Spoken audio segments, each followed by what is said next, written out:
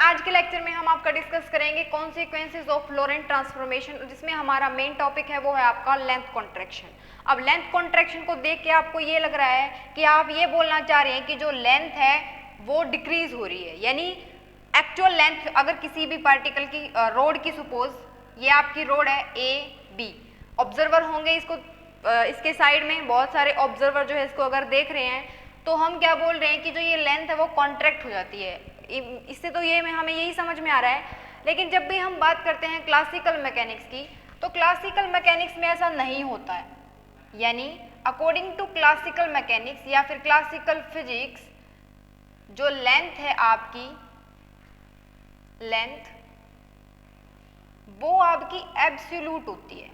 Absolute मतलब आप किसी भी ऑब्जर्वर की बात करो, अगर किसी भी रोड की लेंथ या फिर कोई भी लेंथ है, अगर वो L है तो वो L ही रहेगी, चाहे आप यहाँ पर जो O है उस ऑब्जर्वर की बात करो या फिर O डैश ऑब्जर्वर की बात करो, ठीक है। अब हम क्लासिकल मैकेनिक्स नहीं पढ़ रहे हैं, क्लासिकल मैकेनिक्स हम पढ़ चुके हैं। हम पढ़ क्या रहे हैं?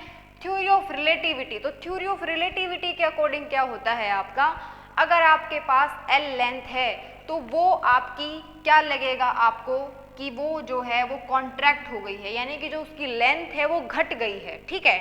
तो इस बात को हम प्रूफ भी करेंगे कि हम कैसे बोल रहे हैं कि लेंथ जो है वो कॉन्ट्रैक्ट होगी। सपोज कि अगर आपकी L नॉट लेंथ थी तो वो जो है आपकी L हो जाती है, यानी कि डिक्रीज हो जाती है। कितने फैक्टर से डिक्रीज होती है वो फैक्टर हम वैसे इंट्रोड्यूस करा चुके हैं, बिकॉज आपका टॉपिक है लोरेंट्स ट्रांसफॉर्मेशन। 1 मिनट के लिए हम रिमाइंड कर लेते हैं कि लोरेंट्स ट्रांसफॉर्मेशन आपने पढ़ रखा है, उसके अकॉर्डिंग आपका जो एक्स एक्सिस के अंदर क्या चेंज आता है, जो भी एक्स होता है आपका, अकॉर्डिंग टू लोरेंट्स ट्रांसफॉर्मेशन लिख रही हूँ मैं, एक्स डैश आपका किसके बराबर होता है, एक्स माइनस के वी टी डिवाइडेड बाय में 1 minus V square C square. ये आप ऑलरेडी पढ़ चुके हैं। इसी तरीके से आपने टी भी लिखा था, इसी तरीके से आपने वाई भी लिखा था। तो इस चीज का तो यूज होगा, क्यों? क्योंकि किसके कॉन्सिक्वेंसेस पढ़ रहे हो आप, लोरेंट्स ट्रांसफॉर्मेशन के। अब इन एक्चुअल आपको जो भी आपकी सिचुएशन है वो क्या है, हम इसको प्रूफ करेंगे। जो भी हम यहाँ पर बोल रहे हैं कि जो लेंथ है आपकी ये जो वो लेंथ है जो घटी हुई लेंथ है, ठीक है। सपोज कि आपकी जो प्रॉपर लेंथ थी वो L नोट थी, यानी कि जो एक्चुअल लेंथ थी वो आपकी L थी। तो जो भी आपका लेंथ कॉन्ट्रैक्शन की डेफिनेशन है वो ये बोल रही है कि जो आपकी लेंथ है L, बाद वाली लेंथ यानी कि डिक्रीज हुई जो लेंथ है वो आपकी L नोट की कितने फैक्टर से डिक्रीज होती है, वो आपकी डिक्रीज होती है 1 minus V square C square factor से, ठीक है। तो इसका मतलब है ये वो फैक्टर है जिससे L नोट आपकी डिक्रीज होके L हो जाती है, ठीक है। अब ये बात आपको प्रूफ करनी है, क्या यूज करके, लोरेंट्स ट्रांसफॉर्मेशन यूज करके। लेकिन एक बार के लिए हम ये मतलब समझना चाहते हैं कि लेंथ जो है वो कैसे कॉन्ट्रैक्ट होती है, बिकॉज आपने बोला है क्लासिकल मैकेनिक्स में तो लेंथ आपकी एब्सोल्यूट होती है, ठीक है। तो इसको समझते हैं एक बार के लिए। यहाँ पर आपकी कोई भी एरोप्लेन है, सपोज उस एरोप्लेन बना देते हैं एक बार, इसके अंदर एक L लेंथ की जो रोड है वो रखी हुई है। यहाँ पर एक ऑब्जर्वर है, ऑब्जर्वर जो है फिलहाल रेस्ट में है यहाँ पर, यानी कि जो वेलोसिटी है वो उसकी 0 है, ठीक है। तो उसके लिए ये जो लेंथ है वो L ही रहेगी। आप ट्राई करना कि हम कौन सा फैक्टर इंक्लूड कराने की कोशिश कर रहे हैं, कि हमें कब लगेगा कि लेंथ जो है वो कॉन्ट्रैक्ट हो रही है। ये मत सोचना कि हम ये सिर्फ कॉन्सेप्ट है, ठीक है। एक्चुअल में हमें ऐसा लगता है कि L नोट जो लेंथ है वो आपकी डिक्रीज हो रही है, लेकिन कब, वो कंडीशन क्या है जिसके ऊपर बेस्ड हम ये बोल रहे हैं कि जो लेंथ है वो कॉन्ट्रैक्ट हो जाती है, ठीक है। यानी कि ऐसा लगता है कि जो लेंथ है वो घट गई है, ओके। अब जो है यहाँ पर जो भी ऑब्जर्वर है, यहाँ पर ऑब्जर्वर की जो भी वेलोसिटी है वो आप कंपेयर करा रहे हो।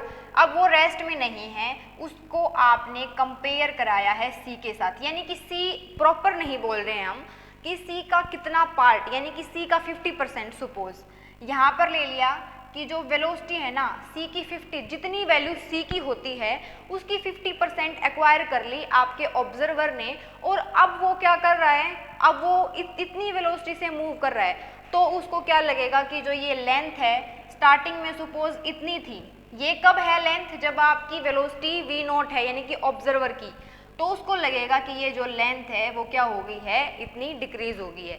अगर आप क्या कर लेते हो, वेलोसिटी एक्वायर कर लिया आपने किसके इक्विवेलेंस, स्पीड ऑफ लाइट के इक्विवेलेंस, तो आपको क्या लगता है कि जो लेंथ है वो आपकी क्या हो रही है, डिक्रीज। यानी कहने का मतलब इन एक्चुअल हम क्या बोलना चाह रहे हैं कि जब भी ऑब्जर्वर की वेलोसिटी किसके कंपेयर होगी, स्पीड ऑफ लाइट के कंपेयर होगी, तभी हम बोल सकते हैं कि जो लेंथ है वो आपको ऐसा लग रहा है कि डिक्रीज हो रही है। ठीक है, तो इसको इसी बात को हम प्रूफ करते हैं जो हमने यहाँ पर लिखी है। ओके, इसके प्रूफ करने के लिए आप क्या करना पड़ेगा, हमें यहाँ पर हमें एक एस फ्रेम ऑफ रेफरेंस लेना पड़ेगा, एक frame of reference S dash लेना पड़ेगा। सपोज कि मैं बात कर रही हूँ यहाँ पर एक्स, वाई और जेड। ठीक है, यहाँ पर ये जो फ्रेम ऑफ रेफरेंस है इसको मैंने बोल दिया एस। एक दूसरा फ्रेम ऑफ रेफरेंस ले लिया मैंने जिसका नाम है एक्स डैश, ये आपका है वाई डैश और ये आपका है जेड डैश। यहाँ पर आपकी रोड रखी हुई है जिसकी जो लेंथ है वो एल नोट है। ओके, यहाँ पर जो लेंथ है वो कितनी है, एल नोट, वो हम पहले ही स्पेसिफाई कर चुके हैं। तो एल नोट जो भी आपकी लेंथ है, ये जो सिरा है यहाँ से इस ओरिजिन से अगर बात करोगे तो ये कितनी दूरी पे है, सपोज कि ये आपका x1 है भाई। ठीक है, इसके बाद ये जो सिरा है, लेंथ मेजर कर रहे हो ना, तो यहाँ से इतना ये जो पोर्शन है ओरिजिन से कितना दूर है, x1 पे। कौन से फ्रेम ऑफ रेफरेंस की बात कर रहे हैं, s फ्रेम ऑफ रेफरेंस की। जो दूसरा सिरा है वो आपका कितनी दूर है, आपका x2। ठीक है, x2।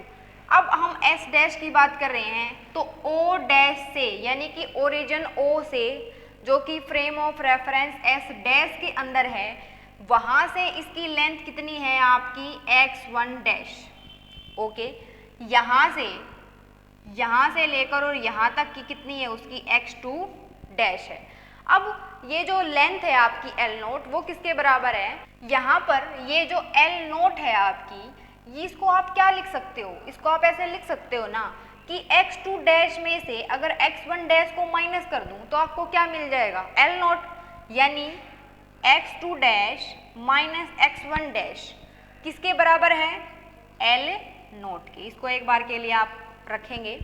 इसके बाद लेकिन आप तो ये चाहते हो कि मैं ना इसको S के अंदर देखूं, S मतलब कोई और फ्रेम ऑफ रेफरेंस है, S के अंदर आप इसको देखना चाहते हो तो इसको कैसे लिखोगे, वो जो है वो डिफरेंट होगी, आपको पता है, तो उसको हमने क्या बोल दिया कि वो L होगी। ओके, अब इसको लिखना चाह रहे हैं हम, कैसे लिखेंगे, x2 यानी कि ये कंप्लीट x2 है आपका, x2 माइनस x1। ध्यान रहे जब L नोट लिखा है आपने तो ऊपर लिखा है आपने x2 dash minus x1 dash equals to L naught, लेकिन यहाँ पर क्या कर रहे हैं आप लिख रहे हैं इसको x2 माइनस x1। ठीक है, अब आपको क्या करना है, ये वाली इक्वेशन को पकड़ते हैं हम, क्या प्रूफ करने के लिए, ये चीज़ को प्रूफ करने के लिए। ओके, अब आपको पता है x डैश की वैल्यू किसके बराबर होती है, x minus V T divided by में 1 minus square root of 1 minus V square C square. यहाँ पर जो c है वो आपकी स्पीड ऑफ लाइट है। ठीक है, बाकी सारी चीज़ें आपको पता है कि x डैश जो है वो कौन सी पोजीशन है, s dash frame of reference में, x कौन सी पोजीशन है जो कि आपकी x फ्रेम ऑफ रेफरेंस में है। अब क्या किया आपने, आपको डायरेक्ट कर रहे हैं हम, अगर आपको x2 डैश की वैल्यू निकालनी है तो आप कैसे निकालोगे, x2 डैश यहाँ से अगर आपको वैल्यू निकालनी है तो आप वैल्यू निकालोगे, x2 डैश आपका किसके बराबर है, x2 माइनस के वी टी डिवाइडेड बाय में 1 under root 1 minus V square C square. इसी तरीके से अगर आपको x1 निकालना है तो वो भी इजीली निकल जाएगा, x1 minus V T divided by में 1 minus V square C square.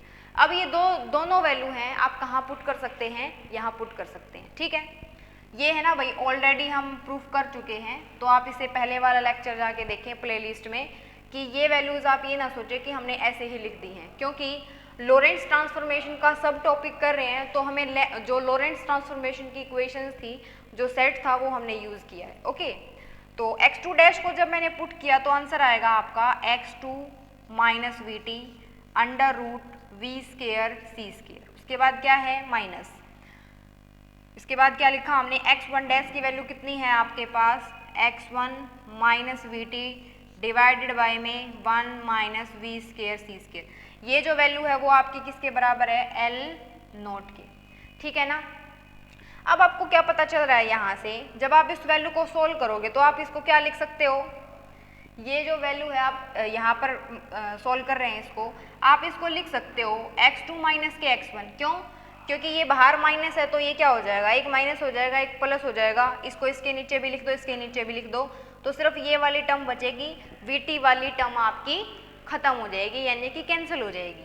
तो आप इसको लिख सकते हैं x2 माइनस के x1 डिवाइडेड बाय में 1 minus V square C square equals to, ये किसके बराबर है वैल्यू आपकी L नोट के। अब ध्यान से समझो, ये जो आपने x2 माइनस के x1 लिखा हुआ है इसकी वैल्यू कितनी है आपकी L है, पता चल रहा है आपको।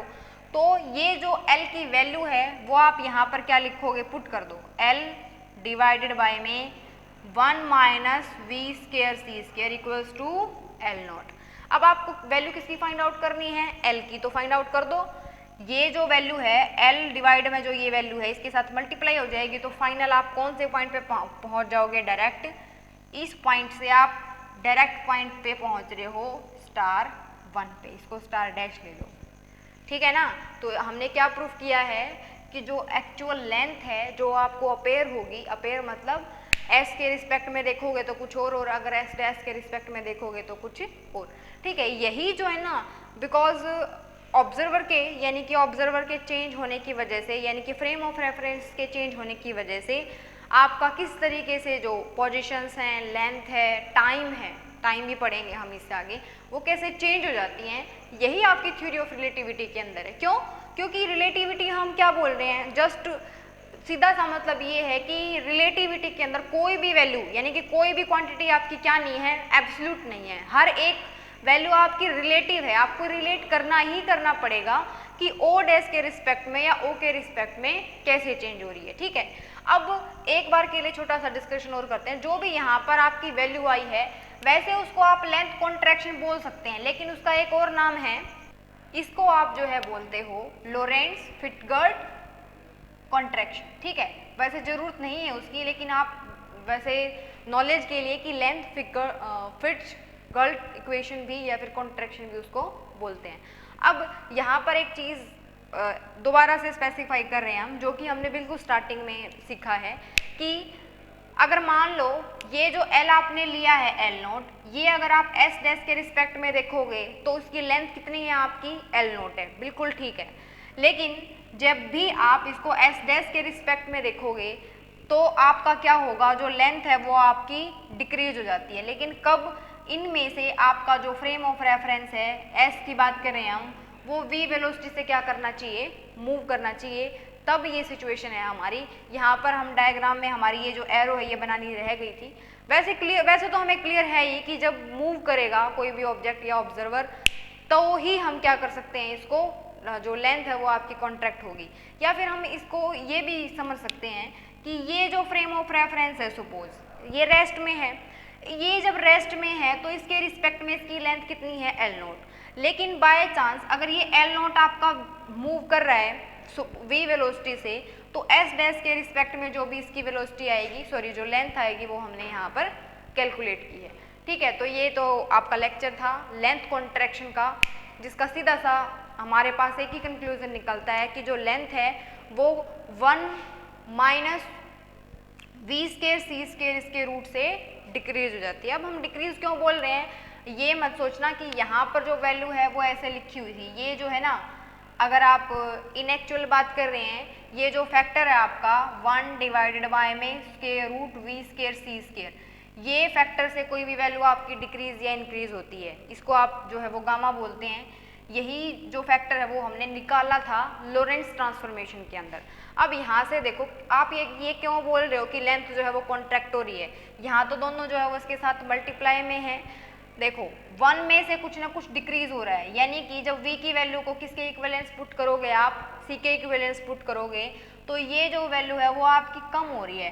तो ये वैल्यू जो कम हो रही है एल नॉट फैक्टर इतने फैक्टर से आपका डिक्रीज कर रहा है वैल्यू को, तो इसका मतलब ऑब्वियसली जो अपेरेंट लेंथ है वो क्या होगी, आपकी जो प्रॉपर लेंथ थी उससे कम होगी। ठीक है, तो यहाँ पर इतने फैक्टर से वैल्यू आपकी डिक्रीज कर रही है, दैट्स वाई हम इसको क्या बोलते हैं, लेंथ कॉन्ट्रैक्शन। ओके, मिलते हैं नेक्स्ट लेक्चर में। ध्यान रहे आपको लेंथ जो है वो रिलेटिविटी में कॉन्ट्रैक्ट होती है, लेकिन जब हम नेक्स्ट लेक्चर में टाइम पढ़ेंगे तो टाइम आपका इंक्रीज होता है। ओके, नेक्स्ट लेक्चर में मिलते हैं। Thank you.